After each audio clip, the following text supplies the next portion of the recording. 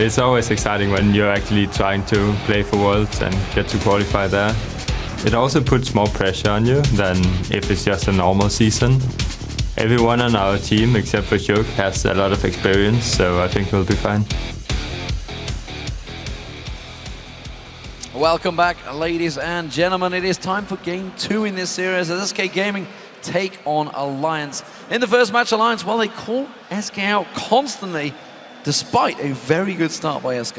Yeah, you know, SK, they deserve the lead. They earned it. They out-team fought Alliance, they out-positioned, they played their team composition very well. SK during the splits have been like a middle-of-the-table team in Dragons. They've secured the 4th most out of all 8. Well, they were 6 out of 6 exactly. to begin with. And the thing is, they played their comp really well. It wasn't necessarily a matter of they just were really smart, the Dragons. They just had a superior comp in the scenario, in the river. I want to see how they handle Froggen in this game, because the reason that I feel SK lost was how hard they were punished by Alliance. Every time they were just a little bit out of place, Alliance got a kill, got an objective, and took control. So pick and ban's about to get underway. What do they change in this match? So I still think Nidalee's going to be a priority. I would dare say if I were Alliance, either ban Alistair or play a counter to Alistair if you bait SK into picking it. I really do not feel like Wickd was comfortable in that particular matchup, and we'll see if the teams agree. What is the counter? That's the question. Well, Swain worked pretty well. That is true. We'll see if it works this time around. Well, that was against Maokai, though. Taken away. Kog'Maw is out there. I wonder if SK are maybe going to focus the AD carry. Tabzz was 10-0-8, remember. See, Orianna taken away by Alliance, focusing on towards Jesiz, forcing him maybe on towards that. Remember, first pick for SK. Maokai, of course, still out there, expecting Alliance to be the one that bans that away this time around. Kassadin open, Maokai open, Alistair open. Big picks, Braum still open. These are priority champions, and Alliance gets to ban one of them. Yeah, I don't think they were expecting that Nami ban. You instantly saw conversation between Shook, Tabzz, Nyph, everybody discussing this one.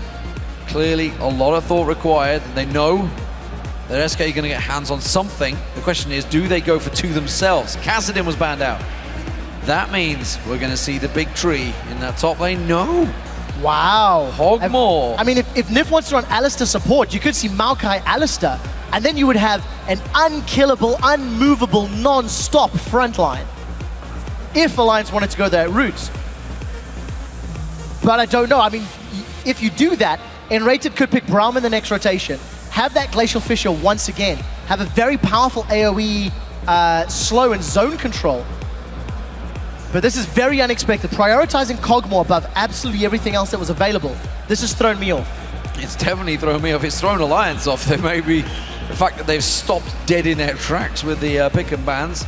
Looks like it may well be for Maokai. Currently Wickd hovering over it, but as you said, a lot of discussion going on in this one. Will they go towards an AD carry and try and counter those picks?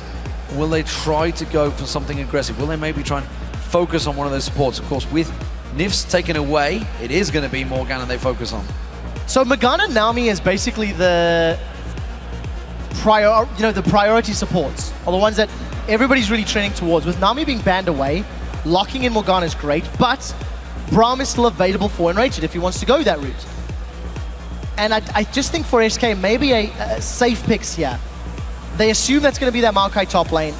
Let's see if Freddy wants to run Aatrox into it. Maybe lock in your support at this stage. You know, get a comfort champion to counter what you already see locked in from your opponents. Already being considered this time around for Jesiz. There's Froggen, number of options open to him. AD carry was locked in already. Will we see Braum once again? Who knows? Svenskeren goes for Kha'Zix in the jungle. Seen some fantastic Kha'Zix today already. And there is Ahri locked in. That opens things up. Expecting to see Tabzz on Tristana. That's almost a given, I think. I would think so. I mean, it's one of the priority champions. But what you're seeing from SK is you've got very good poke. You know, Sven's gonna evolve those Ws, get those void spikes going out, and trying to poke people down along with living artillery, along with the orbs of deception from Ahri. And the moment somebody does take a lot of damage, the moment somebody does get low, You've then got the mobility of Kha'Zix and Ari to just jump in there and try assassinate targets. It's also, you know, double-handed because Jesiz has taken Ari away from Froggen. Froggen gonna decide what he wants to run in that mid lane as a last pick. He could run Assassin into Assassin, could go Fizz if he wanted to go that route, could go Yasuo if he wanted to go that route. We've seen him do that before. Alliance play Yasuo as a split push, not necessarily an AoE team fight. So there are options if Froggen wants to go that way. Well, Corki was locked in for Tabzz, so different option available to him, and it is going to be a lease for Shook in the jungle. So mid-game power spike in terms of AD carries, going to be quite interesting. Both Kog'Maw and Corki train towards those Trinity forces and do very well once they have them completed. But a switcheroo on the side of SK Gaming, and nRated's going to lock in that support Kayle. It's something that he's done throughout the summer split, something that no other European team is at least doing. And with the protection that you're going to give to Kog'Maw, with the revive that Aatrox has got in there, and then the mobility of Kha'Zix and Ari, SK are going to be looking to poke. Once they've got enough poke, then commit to the team fights and hope that Kha'Zix, Aatrox, and Ari as that diving aggressive frontline will do well. But I feel like Alliance have got a very good comp. They're reactive, they're aggressive, they can play pick, they can play team fights. And if Wickd gets ahead, it's going to be so difficult to kill him. So I see what nRated is thinking of there, but that invulnerability is very, very short. I would have thought the Thresh would have worked out better with a Kog'Maw, because Kog'Maw is incredibly vulnerable with this one. Wickd absolutely will be jumping on him. Meanwhile, it's going to be Xerath for Froggen in that mid lane. Yeah, I agree with you on the Thresh pick. I think it would have been slightly smarter in terms of, you know, offering peel and protection. But what the Kayle also does is it gives you more of a damage threat as well. There is so much damage in SK. On the assumption they don't fall behind the well-rounded Alliance composition, they should be able to kill anybody that's put in front of them. For Alliance though, they've got a bit of mixture of everything. They've got long-range poke, they've got pick potential, they've got team fight power. SK is all about skirmishing. SK wants to do what Alliance did in the previous game.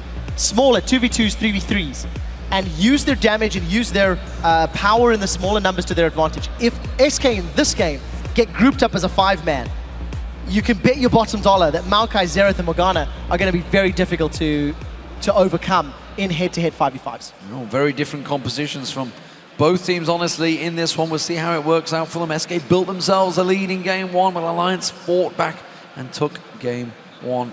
Game two coming up. Can this go all the way? Deficio seems to think so. Well, it's definitely what we want, but it's up to SK. They need to make this very high-risk, high-reward comp work in their favor. It's going to be a long match regardless. 56 minutes game one. Will this go any further? At the moment, Alliance ready to go.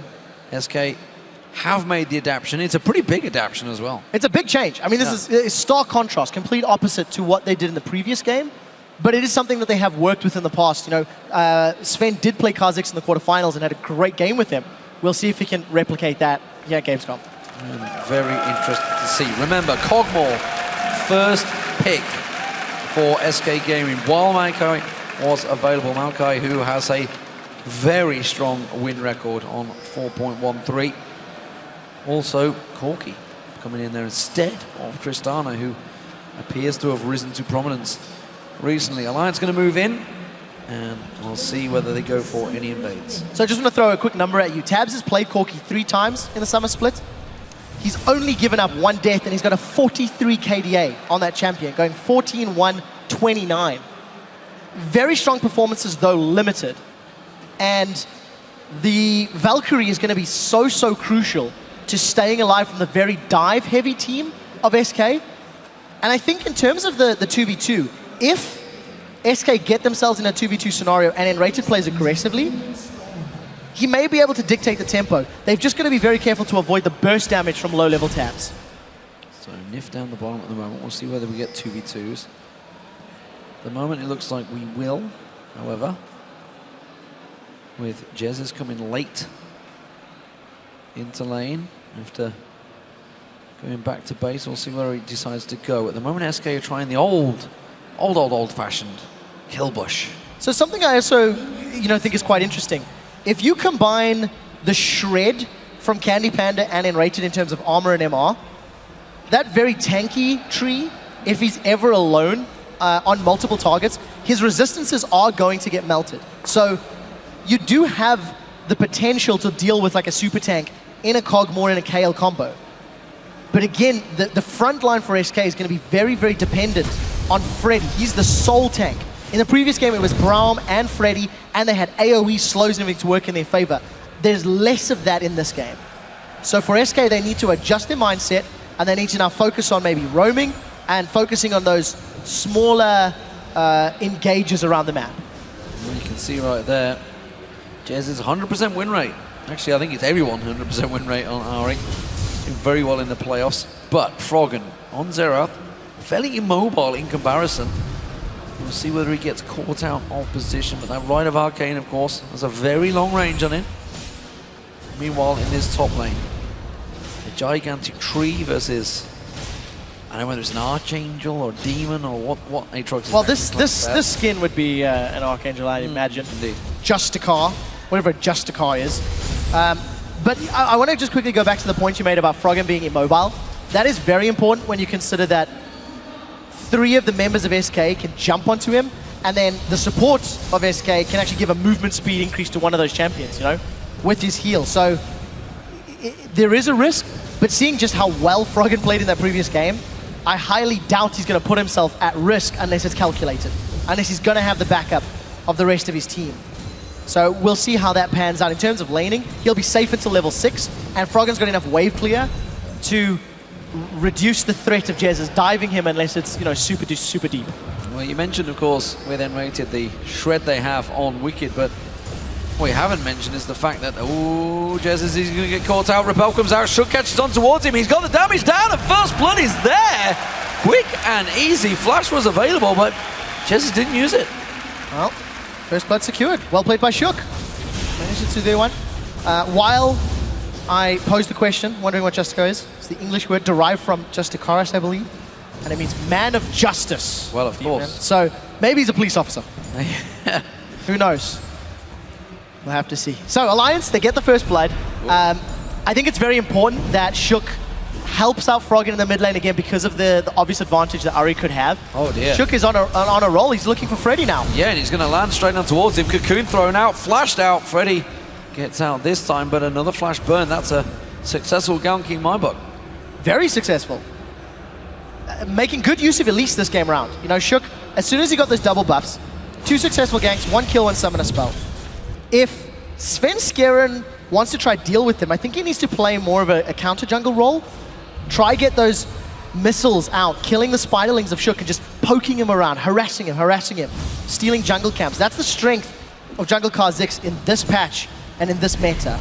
And as it stands, Sven has been playing catch-up. He's responding to the aggression of Shook, so he needs to regain control, be more proactive with his play, and see if he can dissuade Shook from ganking the rest of his teammates. So back to this bottom lane pairing. nRated originally said, of course, you know, the main reason for this strategy, for this 2 pairing, is they can push towers incredibly fast and burn down them. Question is, will they be able to get to that stage? Will they buy themselves some free time? You'd assume at some point in the game they will. At the moment, it's actually Alliance that have found their little power peak and have started to press them back. Yeah, it's actually quite a bit of trading between the two. CandyPanda and Tabzz fairly low on HP. nRated's going to have the sustain because he does have a heal. And we'll double check if he's ranking that up. Yep, 2 points into it as it stands. Nothing into reckoning the Q. So going for sort of the wave push, the attack, bonus magic damage. And you can see they are trying to dictate the tempo of the lane. Tabzz backs to pick up his second Dorans and longsword. CandyPanda and nRated instantly try to shove that wave to the tower. Freddy going with his touted triple Dorans. 2 swords and a shield. Not too sure how he holds all that lot, but he is going to go back up to that lane after buying. Meanwhile, Wickd heading towards, of course, the Rod of Ages. Catalyst yet to be completed. So for SK, they're losing the laning phase because of the fact that they've given up that kill in the mid lane and because Shook has had successful games. Despite the fact that they are farming relatively well, they're falling behind in the trades. They're falling behind in sort of the control of the lane, if you can put it that way. That's a lot to do with Shook, of course. So in order for SK to pull this one back, I think what they need to do is make use of the ultimates that Freddy and Jesiz have just unlocked and look to invade maybe the red buff area of Shook. Get some wards down, use the long range poke and use the very high mobility to jump onto what is an immobile Xerath and a relatively immobile Maokai. Shook going about his jungle path. We'll see whether he decides to pop up somewhere else. nRated will get his coverage of the river. nRated spotted it. And we'll see whether the first sweeping lens that was picked up by Nyph, Nolan is off cooldown at the moment, so he can't come in and clear that one out. But keep our eye on whether more importantly, the ganking path right now for Shook. He's the one that's basically the man that's dictating the pace of this game. And if Alliance can keep shoving the waves in, let's say Froggen pushes mid lane heavy and Tabzz and Nyph push bottom lane excessively, then that could open Dragon up for Alliance. You know, Ilyas is a phenomenal early game Dragon securer. Very good at taking early game dragons. That's the sentence I'm looking for. So if Alliance want to play for the objective, they can shove the waves out, force SK to respond, wait for CandyPanda to back, wait for Jesiz to back, and then go for that particular objective. But look at Tabzz and Nyph. They're the ones playing quite aggressive. That's so much damage in CandyPanda. It's a good trade back as well, though. Tabzz took a fair burst himself. Even stuff between the two. They've still not landed too many of those dart bindings. That phosphorus bomb being launched from Rage. Of course, that Voidoo's goes out for free these days on this patch. Svenskeren, red buff for him. Jez is taking away all of the raids. So keeping that farm, trying to keep up the farm at least on Froggen. Froggen himself is just going to burn down this wave. Yeah, he's doing a decent enough job. Going for the Athenes first, despite the fact that it is slightly less effective. Still going to be some MR, still going to be the stats that Froggen's looking for. And with Shook's first purchase, he's actually got himself a Sight Stone and Boots of Mobility before even completing any of the Spur items. Yes, he's got the Spur Stone, but he hasn't upgraded that. Instead, investing the gold to what's going to lead to map control. His first two ganks were already successful. If he gets superior vision, it's going to allow them to go for those safer dragons, and more importantly, continue to punish Svenskeren, who has actually done nothing.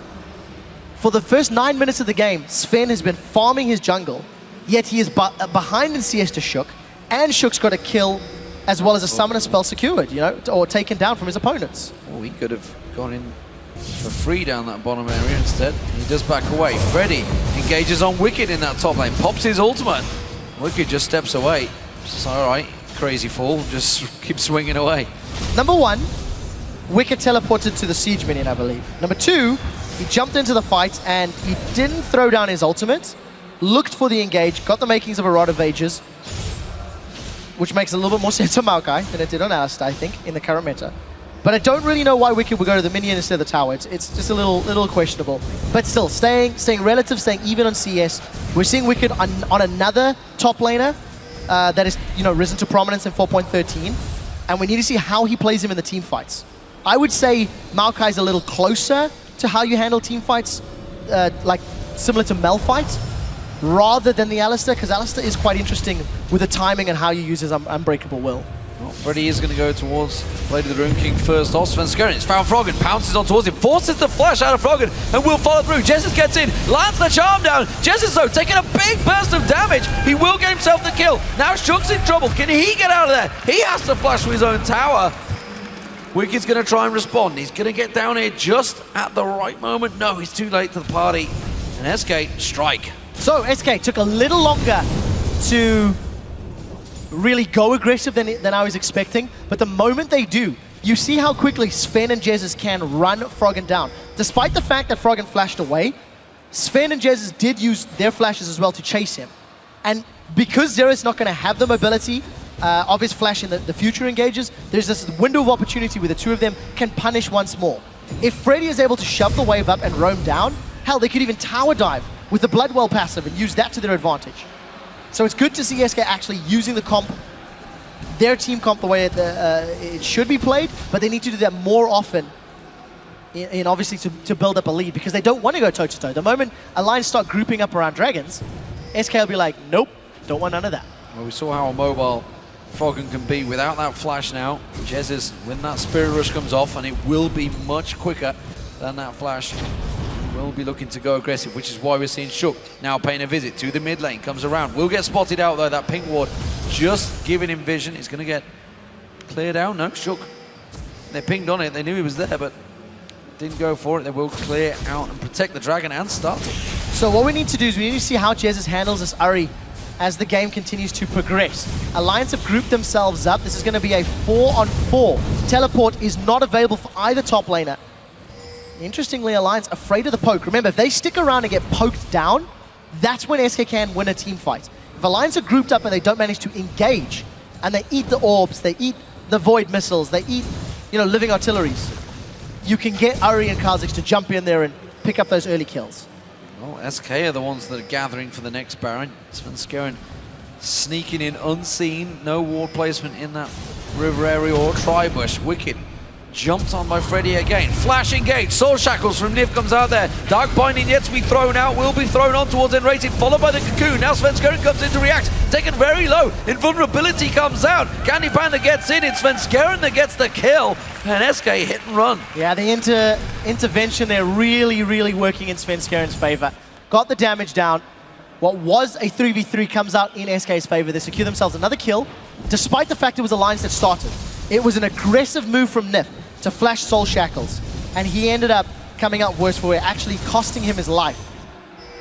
And a good counter again, you know, a good counter, or reply rather, is the word I think I'll use. Simply just a little bit of vision. We said that Svenskeren had snuck into the dry bush.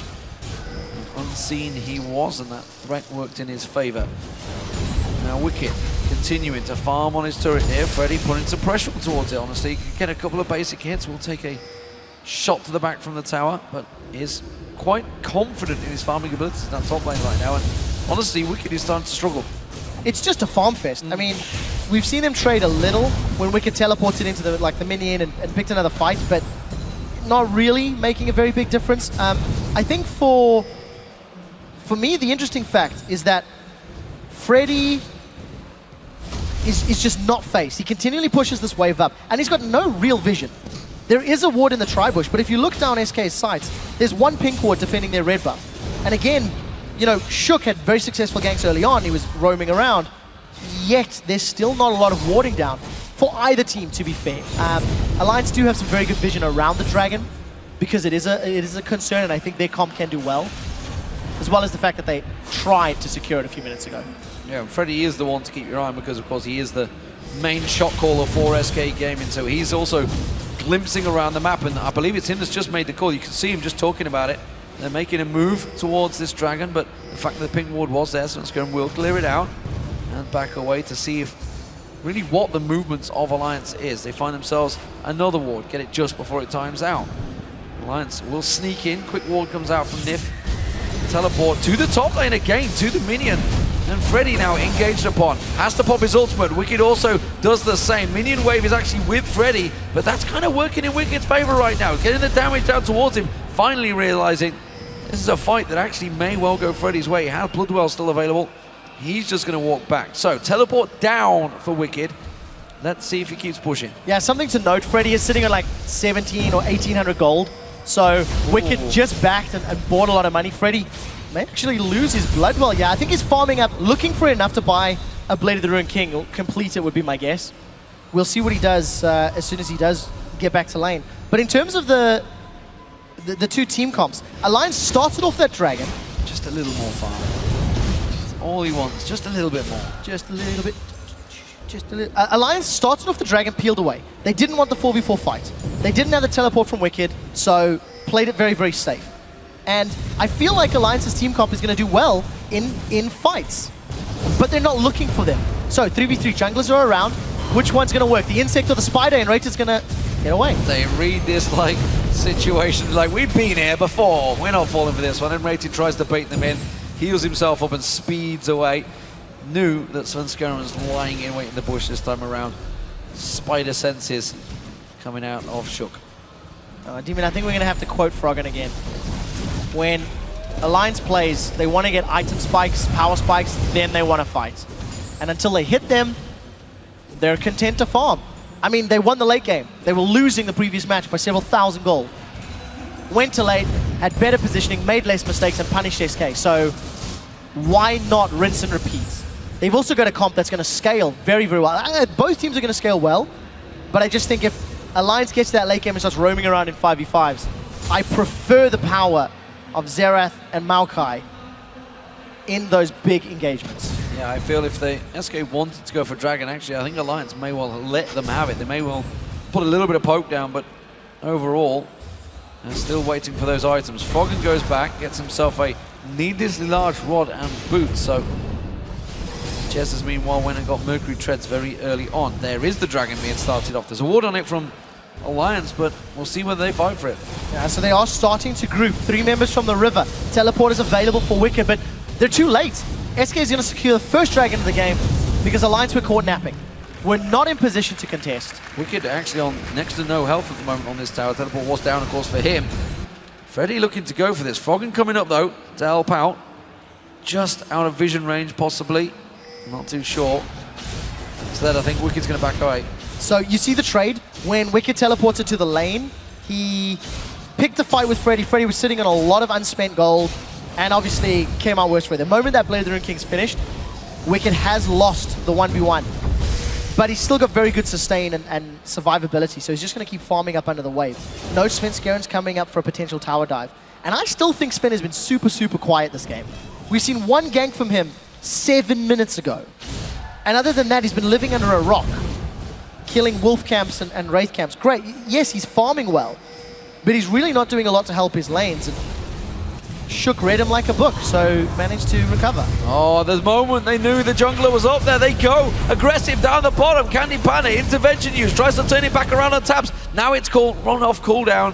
Nyph does not go back towards him. And that was instant reactions this time around. Darkpine just missing out. Svenskeren's been in that push every time down that bottom lane. Finally, they get themselves a moment. Yeah, but the damage that CandyPanda is returning is very scary. Despite the fact that he got burst down very low, in the time frame intervention was up, he returned almost the same amount of damage to Tabzz. And, you know, CandyPanda can come from beyond the grave to also pick up kills, thanks to his Icathian surprise. You've got to be very, very wary of that. Candy's doing a good job. He's got a small CS advantage. He's dealing with the aggression that Tabzz and Nyph are putting down. And, you know, he's obviously going to outscale Corki in terms of damage as the game goes on. But Corki's going to hit his max at an earlier state. So, you know, power plateau. Can Tabzz make better use of it? Well, Triforce completed by Tabzz. We'll see if he does. Wickd getting aggressed upon. Freddy fancies the dive. He's got himself Bloodwell, but does not want to waste it. Just steps away and takes himself a tower. First tower of the game as well. So SK got the first Dragon. SK got the first tower. Sven is going to steal the red buff away. Get another relatively risky invade. Not very deep wards. This tower's low. But I mean, SK, they're doing well. You know, earlier on, they seem to be struggling in early levels. But they picked up the first 3 global objectives before 20 minutes. And are looking pretty solid. Yeah, SK seem to have turned around their early lane phase issues. And Alliance making sure that they secure this blue wolf now that everything is being slowly whittled away from the outer ranges. They need to get some good vision down in that river area now that they've lost those towers. The scouting needs to be much more on point. So we need to keep an eye on Jesiz now that he's somewhat unlocked. Because in the previous game, Froggen was on the Assassin Ari and Jesiz was playing the Mage Ziggs. This time around, Assassin being played by Jesiz. And as the game progressed later and later, it was very clearly Froggen's plays that won Alliance the game. Jesiz will need to actually, you know, replicate that. Catch Shook, catch Froggen, catch Tabzz with good charms, with good aggressive spirit rushes. And if he can do that, it will allow them to get objective control and win those team fights. So we have a almost direct comparison between the two players and what level of impact they can bring to their team in the series. Well, Trinity Force and Vamset was picked up by Candy. And that last back off. So we'll see if they keep on pushing. This is the final outer turret of the game. Tabzz will clear this wave off. He doesn't look like they're going to go aggressive. They're just going to linger in the bush. Dark One is thrown out, not landing, but look at that trade. Now you see the damage spike that CandyPanda has got. Nyph taking a burst a little bit more than he planned. Just a couple of auto attacks and Nyph gets shredded down. So with the towers off the map in the middle and the top lane, SK will be looking to either tower dive or they'll be looking to control the jungle of Alliance. And in order for Alliance to come back, I think they need to look to maybe surprise SK, you know? Sven, he's going to show his face. Would you consider that a gank? Or would you just say it's just a gentle love tap?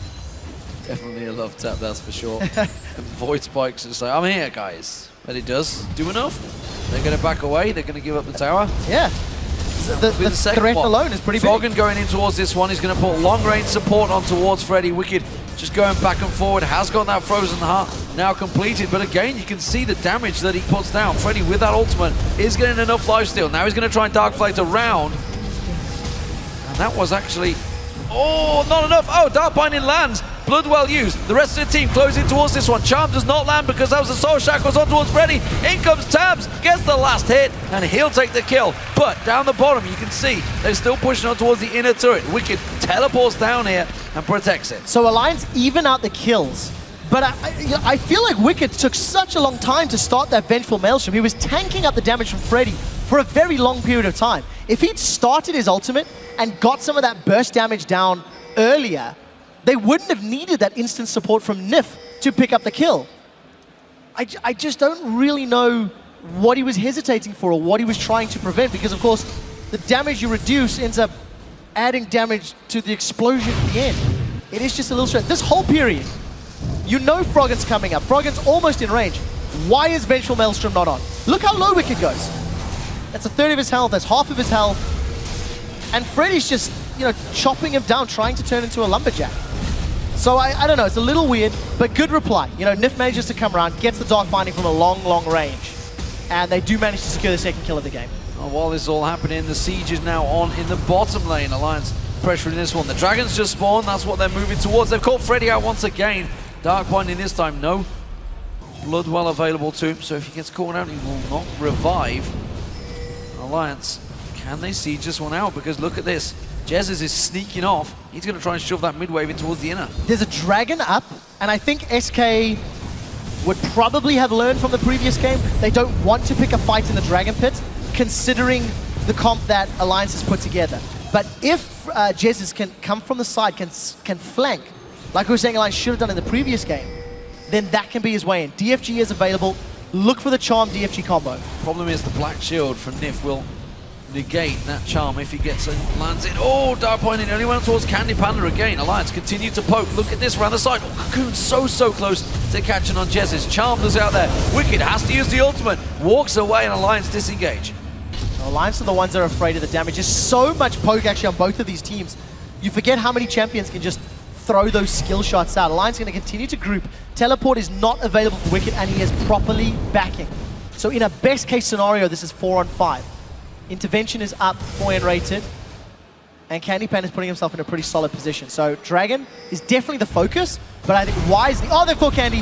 Uh-oh, that's a problem. Intervention used out right the arcane. Waiting. Tries to pop off some shots on towards CandyPanda. 2 of them hit. That's going to force them away. Look at Wickd heading down the mid lane. Alliance have pushed them away from this Dragon. They are going to stick around though. Yeah, so Alliance have bought enough time for Wickd to rejoin the fight, and this will secure them an uncontested Dragon. Yep. They did enough damage. CandyPanda ate 2 very crucial Dark Bindings. In the bottom lane, he ate 1. In the river, he ate 1. In the previous game, CandyPanda's Tristana was not massively impactful, but he had to play safe. You know, he was one of the core players. And in our pregame, we said, which CandyPanda is going to rock up? Is it the quarterfinal guy who decimated Millennium? Or is it this little bit questionable one? He's eaten a few of those skill shots. He is farming well, so I'm being overly critical here. He is 25 CS ahead, but he can't eat those skill shots later in the game. Wickd himself had a lot there. Survived through it though. All the skill shots, everything thrown out from SK. He's going to find Svenskeren in the jungle here. Oh, showed himself. They were trying to sneak up on him. I think he showed himself.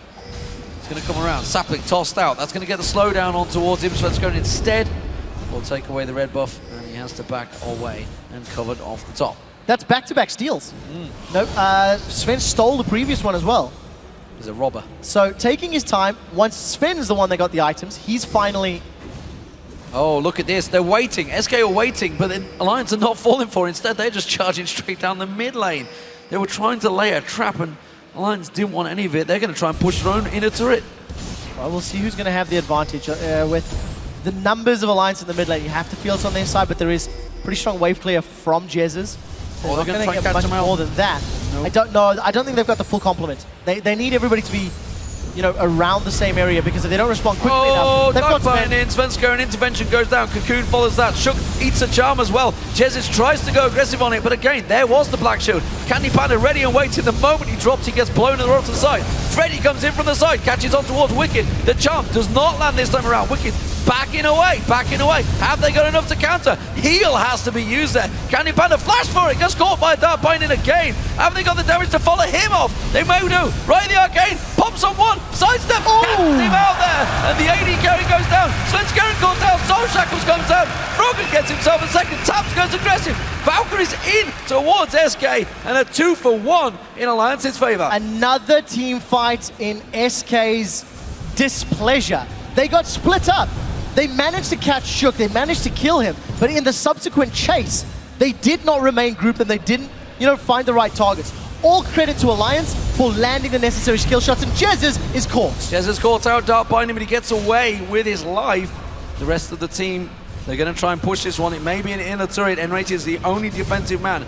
Tabzz trying to take a couple of tower hits. Minion wave, they're going to be following in shortly. I'm not too sure if anyone can get back in time to defend this one. It feels like this is a Doom bot Morgana, because Nyph is landing dark binding after dark binding and constantly holding SK Gaming in place. So they're going to be able to zone SK away, secure the second tower of the game, close that gold lead by just 1,000. And very, very good response from SK. So this was the initial start. That was a flash cocoon from Shook as well. You know, he really, really committed all in. Good timing from Jesiz to instantly take Shook out. But I really just don't like the follow-up.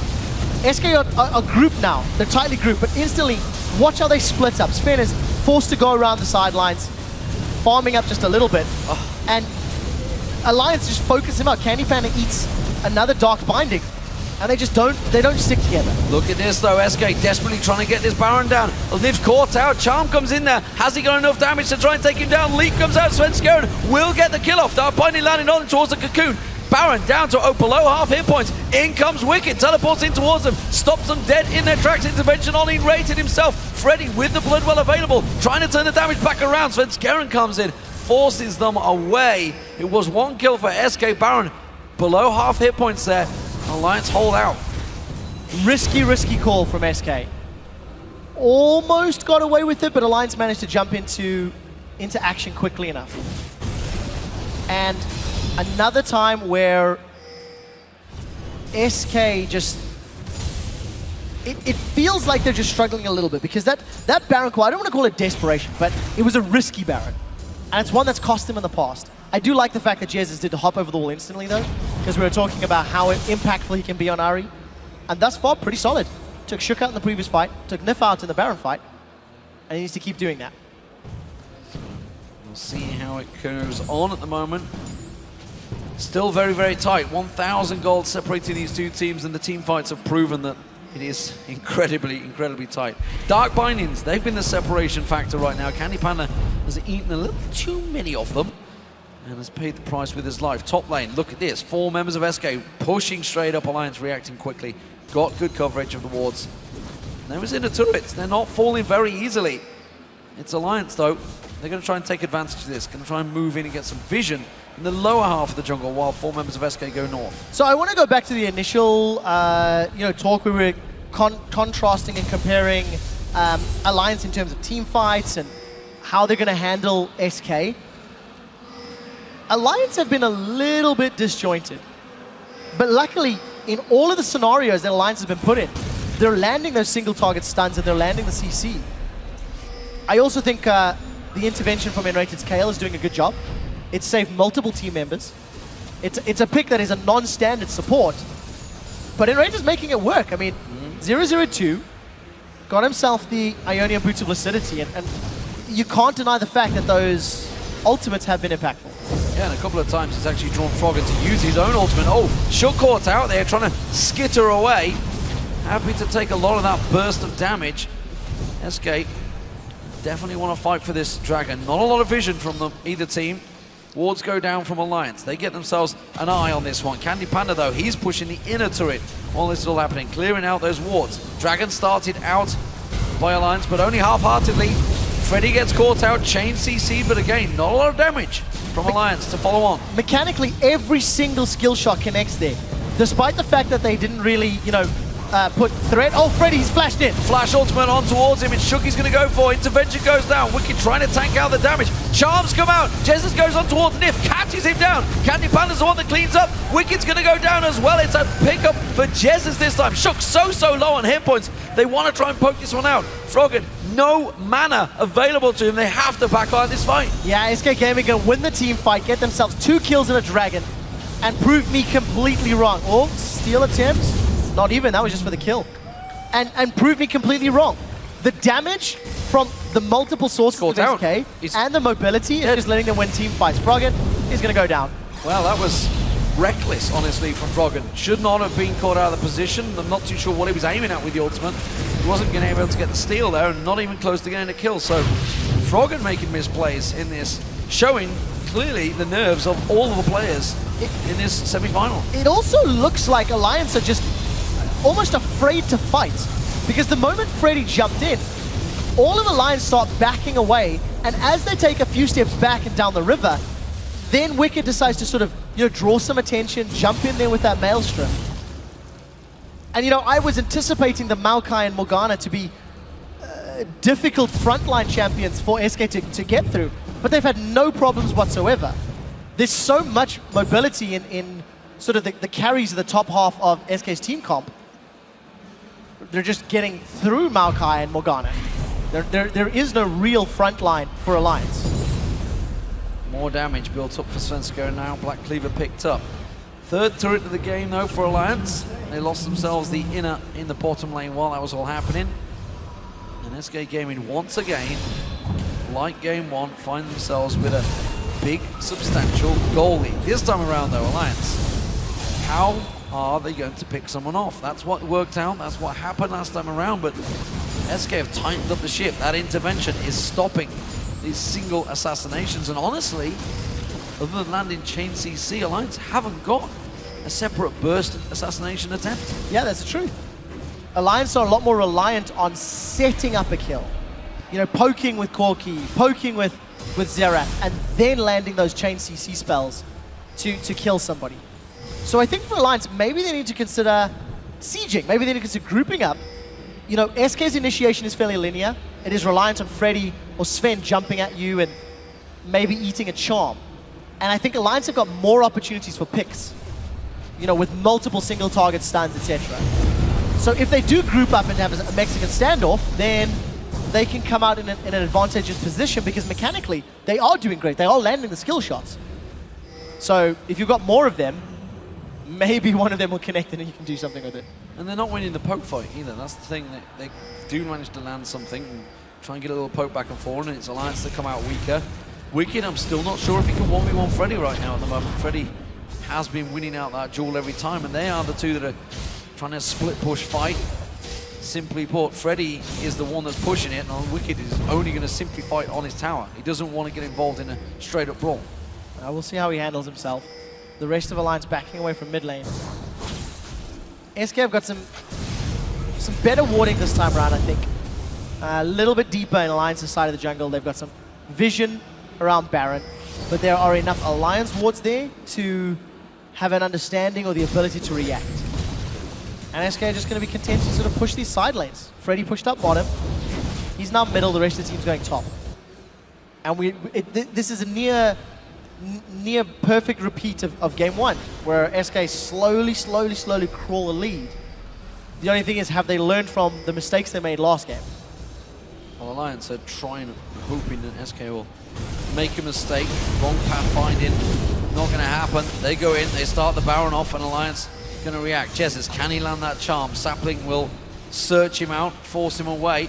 Baron still going down. Half hit points now almost reached as SK CandyPanda moves in.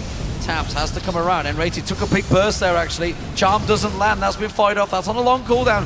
Froggen will try and turn the damage down. Flashes out. There's the intervention coming out. Freddy's the focus on this one. Wickd tanking out, separated from the rest of his team. They need to get involved. He's all on his own. Now he goes in. He jumps on the AD carry, but he's got no support. CandyPanda takes the damage right at the arcade. Is it going to land? No. Dodges out of 2 of those steps, and now Alliance on the retreat. Freddy pounces in there, doesn't get the knock-up. Black Shield enough to slow it down. Jesiz goes in, catches on towards Froggen. He gets assassinated. Jesiz, Svenskeren gets the lead. Shook gets taken down. Nyph gonna get dropped as well. Leaps from Svenskeren. He gets the reset, gets the double. Tabzz, the only man standing, has to go back. This is going to be an inhibitor. It may even be the game. 40-second death timers across multiple champions on Alliance's squad. I have no idea what they were thinking. Wickd goes left, Alliance goes right, and they literally left the tree to die. And nobody got involved. It looked like Alliance wanted to fight. It looked like Alliance wanted to get involved. Wickd peels away around the banana bush. And Alliance are just so disjointed. It really doesn't feel like they're all operating on the same page. And then the moment Wickd does go down, they're instantly in full retreat mode. We will have to get back to live because it looks like a Baron engage is about to cardinal. Baron taking below half hit points. There we go. SK cleaned that one up. Wickd teleported in but was not able to engage. And now, big advantage for SK. 10,000 gold lead. Baron buff up. Clearly won the last 2-3 team fights without a doubt. Yeah, no doubt to my mind. I really felt that Alliance had a better team comp in the early game, but execution-wise, they're just not doing really anything. You know, they keep getting split up in these fights, and we posed a question a while ago, how would Jesiz handle himself in the late game on an assassin? And he managed to flash, land a charm onto Froggen, almost make it work. Ooh. Alliance are looking for CandyPanda, but I don't know if CandyPanda is going to overextend. I really don't see him going too deep into this lane. I think he's just going to clear that wave and then rotate up. The question is, are they ready? Oh, look at that. Living artillery. Hello. I see Time to back away for Alliance because SK are closing fast here. Svenskeren is going to get the slow. Will it land on Froggen? No. Just about misses. Freddy closing the gap, shutting the door. Froggen the target. He's going to get caught out. He's going to get taken down. The damage on him. Darkflight comes in and Froggen is dropped. And that is a disaster for Alliance. Svenskeren is basically an assassin, and now Jesiz is a lumberjack. Yeah, Wickd not got enough damage, and frankly, Jesiz just terminating that tree. Now he's moving in. CandyPanda pushing the bottom wave. Wickd running for his life while the rest of SK move up with the super minions straight in the middle of the base. Very, very well coordinated from SK. They managed to find the skirmishes, they managed to find Alliance out of position, and it's SK that punishes Alliance for the mistakes. SK this time around have made the right decisions and been in the right locations.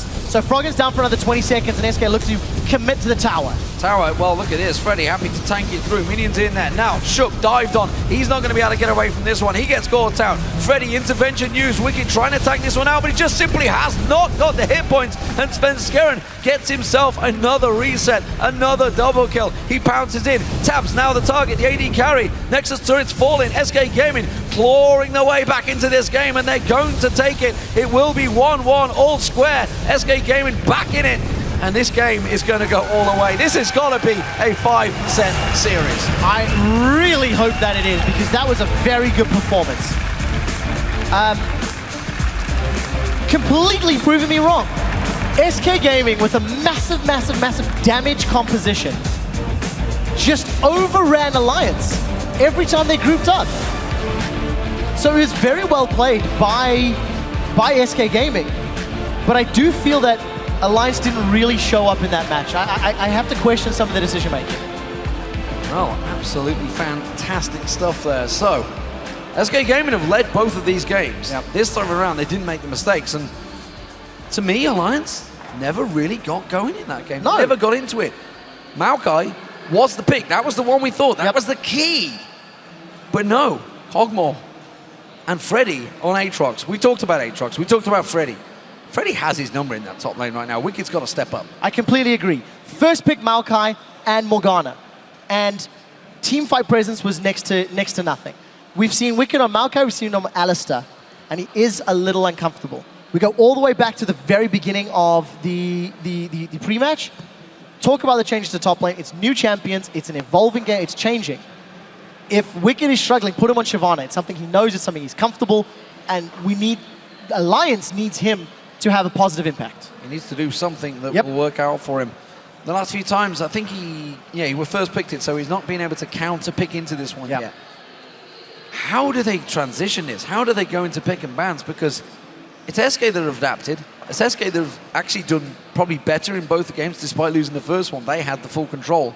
Laning phase is going their way, and that's not something we usually say for Alliance. No, it's not. And in terms of the bans, Alliance banned Nidalee, Orianna, Cassidy. I know they don't want to give Jesiz Orianna, but his Ahri was good. His Ziggs was also pretty good, despite it not being like game-changing. He had a solid performance. I think you drop that Orianna ban and you make it an Aatrox ban. Nidalee and Aatrox. It's Freddy that is doing a very good job, and his Aatrox has been very, very positive as a frontline protective force. Get rid of it.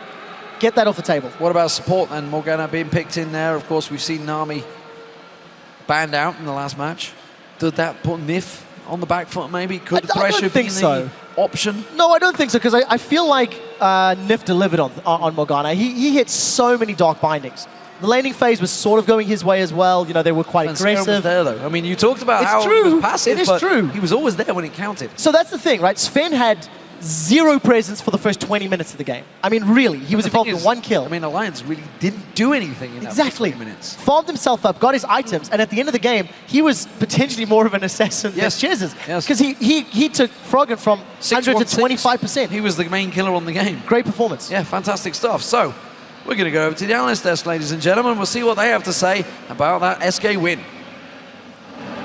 Thank you very much, D-Man. I don't know who called it. I think it was you that said that SK was going to take the next. No, you said Alliance was going to take the next. I said 2 times Alliance, 2 times SK.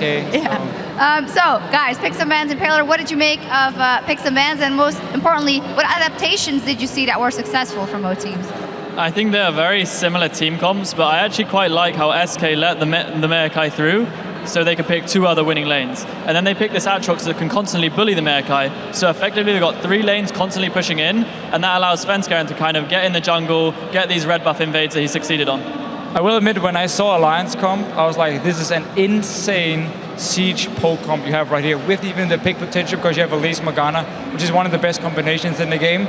So I was like, okay, if SK Gaming doesn't actually win the early game, it's like taking control of the map here, they might end up just having to sit back at their own tower and wait for Alliance to move down 4 members and to start sieging on it. And if they land 1 skill shot, they will force the ulti from nRated, and they can just keep staying there and keep poking down your towers and the players. But SK Gaming, again, won the early game.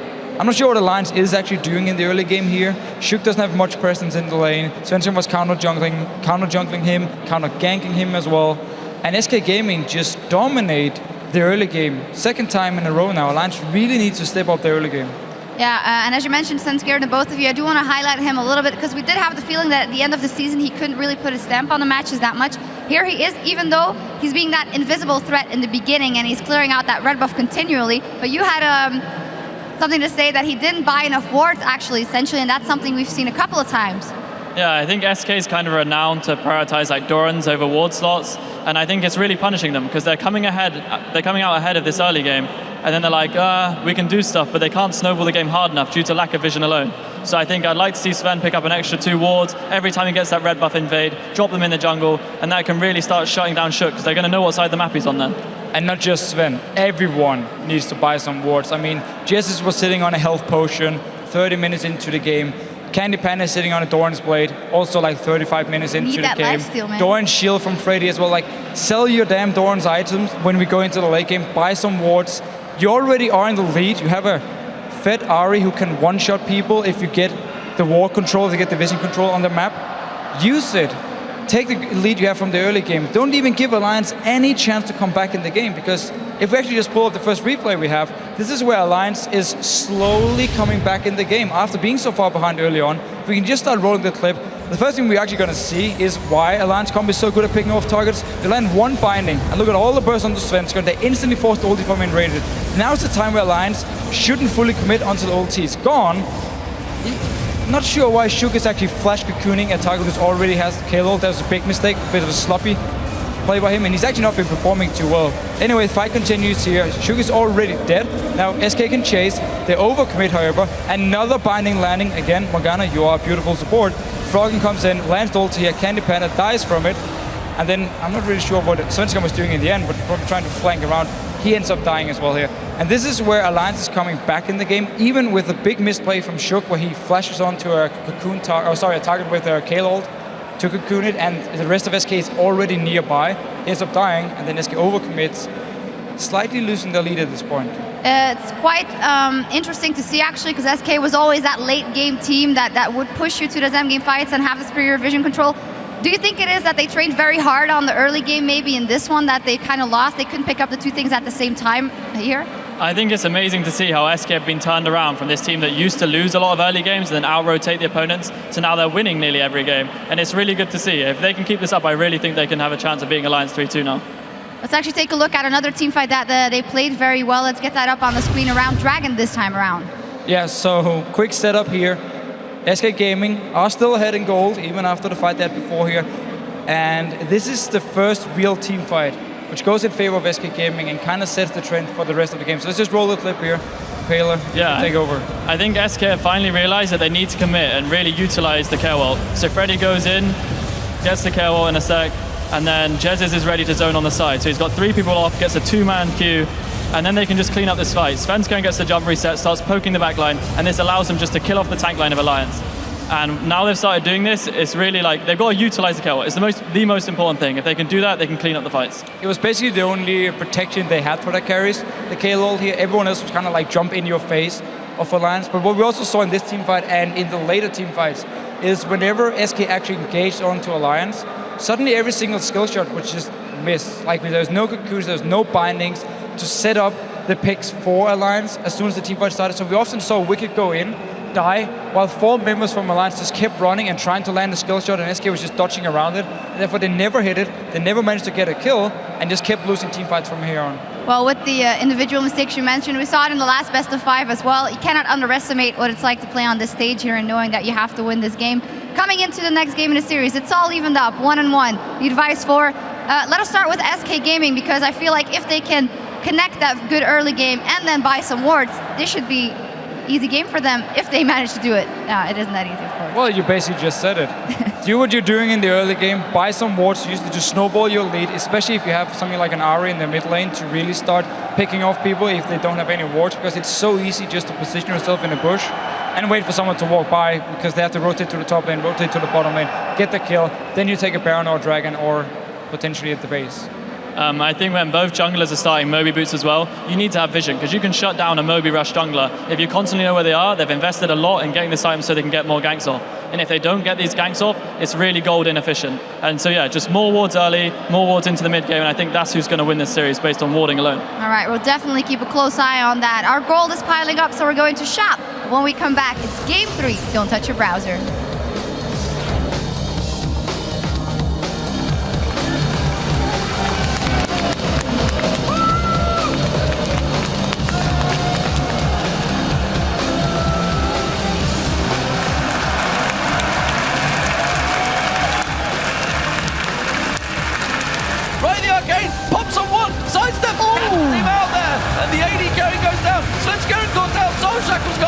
Jesiz goes in, catches on towards Froggen. He gets assassinated. Svenskeren gets the lead. Shook gets taken down. Nyph gonna get dropped as well. Leaps on Svenskeren. He gets the reset. Now, Shook dived on. He's not gonna be able to get away from this one. He gets caught out. Freddy intervention used. Wickd trying to take this one out, but he just simply has not got the hit points.